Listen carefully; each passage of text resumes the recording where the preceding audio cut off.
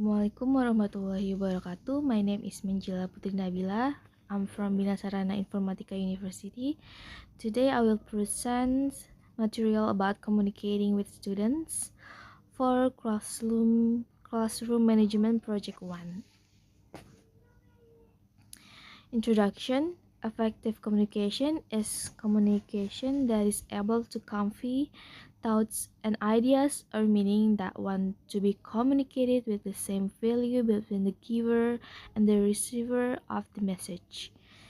Effective communication is very important for the teaching and learning process because it acts as a process whereby the presence of students with diverse cultures, family, backgrounds, and differences in outlook and self-stability that is still vulnerable will determine the success of communication itself.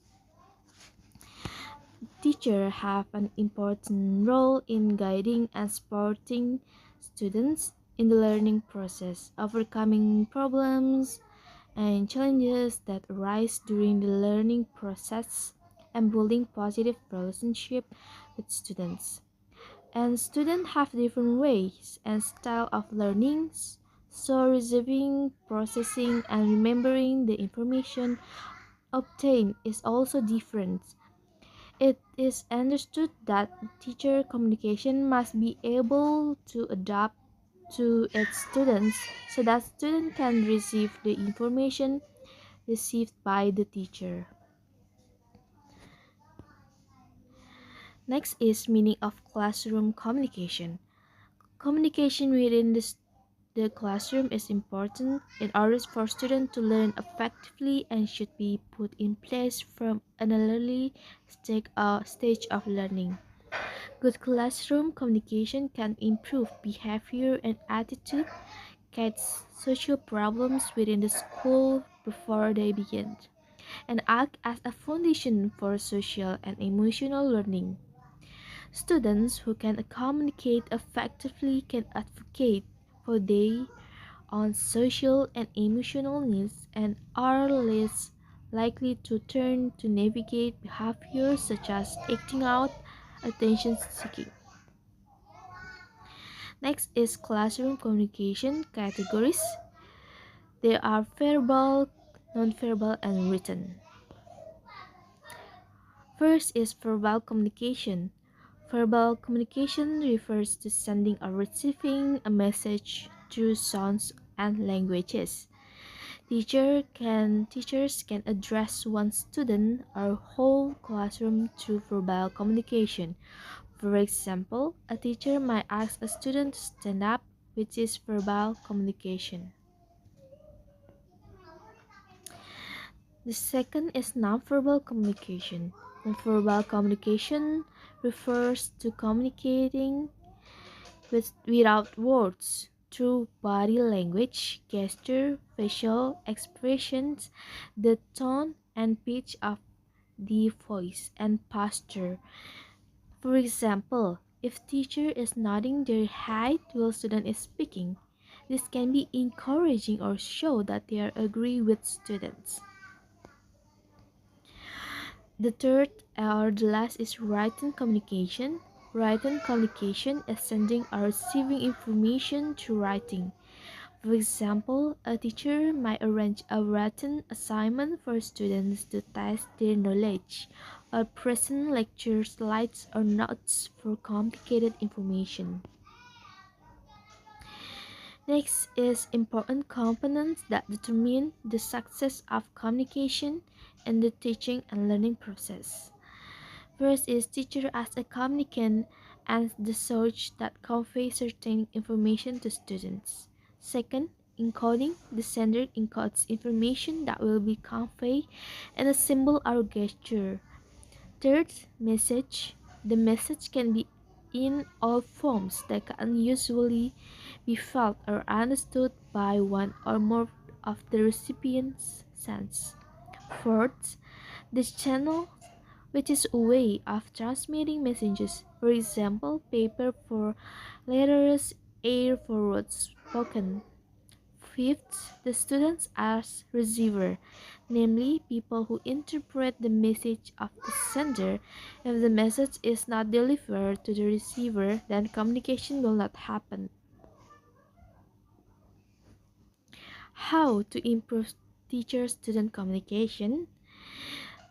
First is give positive feedback on the go, offering verbal praise or encouragement during class and one-on-one interaction, and providing written feedback or assignment will give students a sense of accomplishment and validation. The second is learn how to deliver constructive feedback. Focus on the behavior or action, not the person, and offer solution or strategies for improvement. Third is make it safe to ask questions. Foster a supportive and non-judgmental classroom culture. Fourth, listen actively. Is pay attention, show that you are listening, and avoid interrupting. Fifth, show empathy. Being empathic can help improve teacher-student communication by creating a more supportive and understanding learning environment. Next is effective communication systems for a classroom. First, create a safe environment. Create a safe, inclusive, and supportive environment where students feel comfortable to open up and express their thoughts and ideas. Second, don't always stand at the front of the classroom. Moving away from the front of the classroom and joining them either at their desk to discuss ideas and getting involved in small discussion will help them to feel more comfortable and more likely to open up. Third, active listening. Listening to your students enable you to provide better assistance and consequently a better education. Fourth, utilizing technology. Embrace technology as a tool to enhance communication and facilitate learning. Incorporate interactive multimedia presentation, online forum, and educational apps to cater to diverse learning style. Fifth, encouraging participation. Actively engage students in learning process by encouraging participation and collaboration. Use questioning techniques such as open-ended question and think pair share activities. Sixth, providing timely feedback.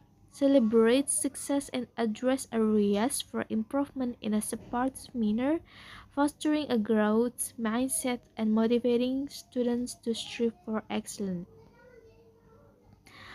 When a student asks question, so we have to try to call on them by name. This will help to create a sense of belonging. And then say say thank you. Thank them for their question to motivate them to ask question again in the future. If a question is common, say so. This will help students see that others have need clarification on this point as well. And next is part 2, solving the problem. The problem. Mr. Elazar repeatedly had problems when leading a class during with his junior high school students. No matter how involved in the topic the students were, there were usually several students sitting in the back who would talk, shout out silly answer, and play with objects they had brought from home. So the solution is teaching students how to cooperate and communicate effectively during discussions is another critical component of classroom management. Many disruptions occur simply because students have not been explicitly taught the skill needed for respectful and productive dialogues. Teachers can model these skills by demonstrating active listening, using polite language when disagreeing, and showing how to build on others' ideas. By maintaining open lines of communication and constantly enforcing expectation, teachers create a predictable and respectful classroom culture where students understand the boundaries and feel supported in meeting them. And the second problem, Zevano was one of the most provocating and disruptive students Miss Jandra had ever taught. Throughout class, he continuously talked to girls and teased students sitting near him. He made inappropriate and sarcastic remarks in response to almost anything Miss Chandra said. When confronted by her, Zefano grinned charmingly and responded with extra great courtesy to the delight of the other students. And solution for this problem is explain the consequence if the behavior continues. For example, detention, loss of privilege, and parents' contact. Clearly outline the descriptive behaviors, talking during class, teasing peers, sarcastic remarks, and explain how they affect the learning environment. Use setting arrangement to minimize distraction. For example, move Zivano away from peers he teases. And problem number 3, Miss Yeheskila was concerned about the frequent teasing that had begun in her class. It reached the point where there was constant bickering among the students.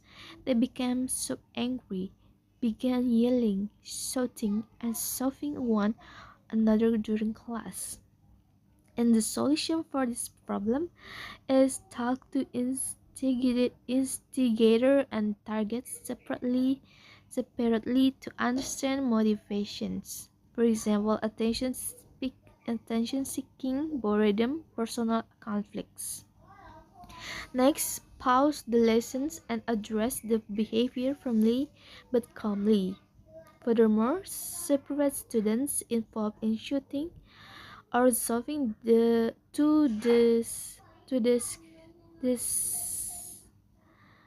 de-escalate tension. Reinforce classroom rules. For example, we speak respectfully, keep hands to ourselves, and the last is discuss how teasing and aggression harm the class environments. And that's all for my presentation. Thank you for watching. Wassalamualaikum warahmatullahi wabarakatuh.